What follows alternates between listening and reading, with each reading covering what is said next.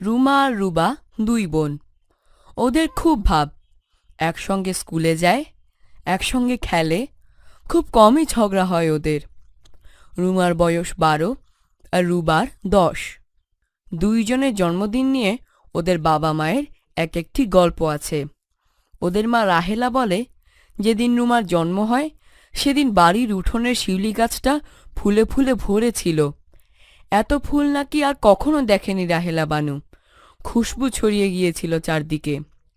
রুবা উদ্গ্রীব হয়ে বলে, মা আমার গল্পটা বলো। তোর গল্পটা আমি বলবো মা।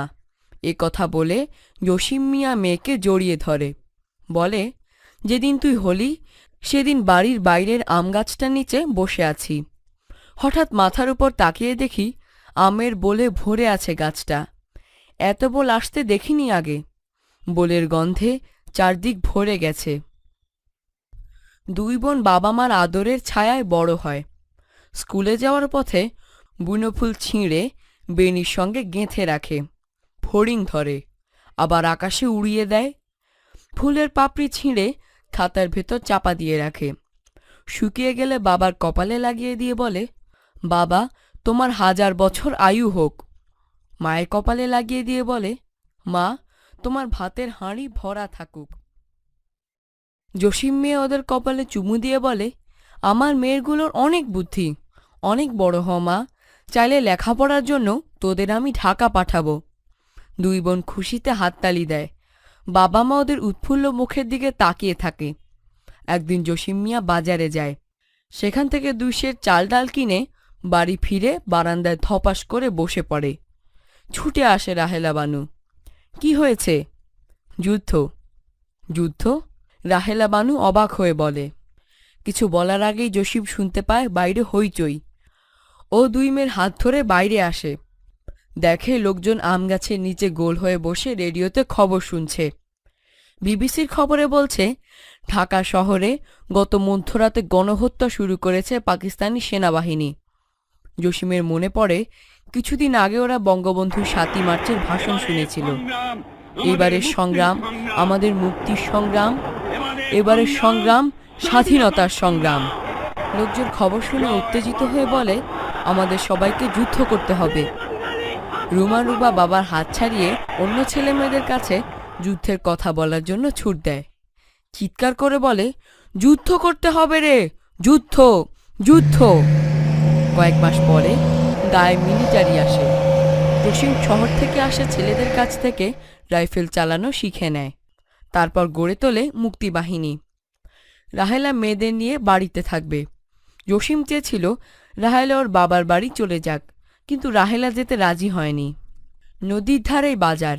সেদিন বিকেলে বাজারে গেলে পাকিস্তানি মিলিটারি সামনে পড়ে যায় জসিম। ওরা বাজারের দোকান ও ঘরবাড়িতে আগুন লাগিয়ে দেয়। গুলি ছুঁড়তে ছুঁড়তে আসে। একটি বুলেট এসে লাগে জসিমের বুকে। নদীর ধারে মুখ থুবড়ে পড়ে যায় ও। রক্তে ভেসে যায় মাটি। নিজেরই রক্তে মাখামাখি হয়ে যায় ওর শরীর। মিলিটারিরা চলে গেলে যারা পালিয়ে গিয়েছিল তারা ঘরে ফিরে আসে। রাহেলাও মেয়েদের নিয়ে আসে বাড়িতে।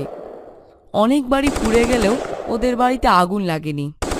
বড় আম গাছটা ঘরের চাল আড়াল করে রেখেছে বলে আগুন এখানে আসতে পারেনি। রাহেলা সারা রাত জসিমের জন্য অপেক্ষা করে, কিন্তু জসিম বাড়ি ফেরে না। রুমা কাঁদতে কাঁদতে ঘুমিয়ে যায়।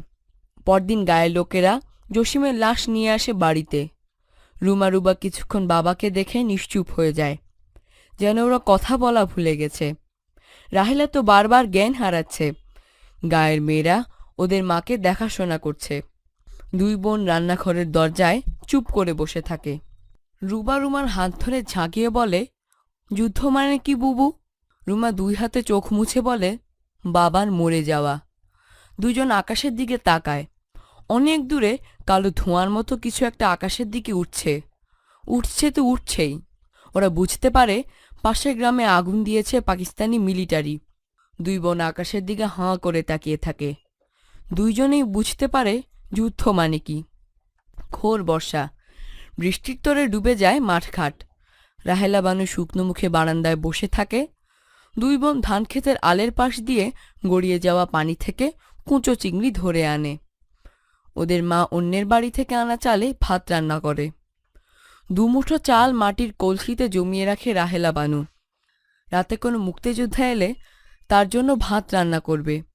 দুই বোন শুকনো লাকড়ি কুড়িয়ে এনে রান্নাঘরে জমিয়ে রাখে। যদি লাকড়ি দরকার হয় তখন কি দিয়ে ভাত রান্না করবে মা? দুই বোন অধীর অপেক্ষায় থাকে। সে রাতে বৃষ্টি ছিল না, জ্যোৎস্নায় ভরা ছিল। গভীর রাতে দুইজন মুক্তিযোদ্ধা আসে ওদের বাড়িতে। চুপি চুপি ডাকে, মা দরজা খোলো মা গো। ধর্মড়িয়ে ওঠে রুমা। কে ডাকে? ও ঠেলে মাকে জাগায়। মা ওঠো, শোনো কেউ এসেছে।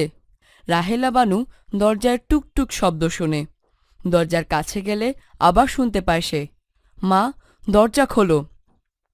রাহেলা কাঁপা হাতে দরজা খুললে দুইজন মুক্তিযোদ্ধা দ্রুত ঘরে ঢুকে দরজা বন্ধ করে দেয়। ওদের একজন বলে, ট্রেনিংয়ের সময় জসিম কাকু আমাদের বলেছিলেন দরকার হলে যেন আপনার কাছে আসি। মা আপনি আমাদের চিনবেন না, আমাদের খিদে পেয়েছে, ভাত খেয়েই চলে যাব।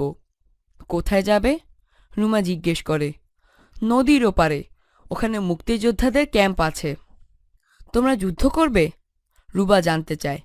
হ্যাঁ, আমরা পাকিস্তানি মিলিটারির ক্যাম্প আক্রমণ করব। তোমাদের রাইফেলগুলো ছুঁয়ে দেখি, রুমা গভীর আবেগে বলে। দুজনে দুবোনের কোলে রাইফেল দুটো দিয়ে দেয়। রাইফেল দুটো ওরা কোলে নিয়ে বসে থাকে। মা রান্না চড়ায়। কিছুক্ষণ পর রাহেলা গরম ভাত নিয়ে আসে গামলা ভরে, সঙ্গে ডিম আলুর তরকারি। যোদ্ধা দুইজন গপগপিয়ে খায়। দেরি করার সময় নেই। নদীর ঘাটে ওদের জন্য নৌকা নিয়ে বসে আছে অন্যরা। দেরি করা চলবে না। খাওয়া শেষ হলে রাহেলা বলে, তোমরা আবার আসবে তো? দরকার হলে আসতে পারি, নইলে অন্যরা আসবে, কেউ না কেউ আসবে। রাহেলা বানুকে সালাম করে দুই বোনের মাথায় হাত বুলিয়ে চলে যায় মুক্তিযোদ্ধারা। বর্ষা শেষ। আশ্বিনের শিউলি ফোটার দিন শুরু হয়েছে। একদিন দরজার টুকটুক শব্দ হয়। খুকুমণিরা দরজা খোলো। দুই বোন লাফ দিয়ে ওঠে দরজা খুলে। মুক্তিযোদ্ধারা আসে, ভাত খায়, নয়তো একটু ঘুমিয়ে নেয়। রাতের অন্ধকারে আবার চলে যায়। ঘোরতর যুদ্ধ চলছে চারদিকে। রুমা আর রুবা রাতে ঠিকমতো ঘুমাতে পারে না। ওরা আবার অপেক্ষা করে একটি ডাক শোনার জন্য। খুকুমণিরা দরজা খোলো, আমরা মুক্তিযোদ্ধা। For more updates, subscribe to our channel, click the show links and enjoy watching the videos.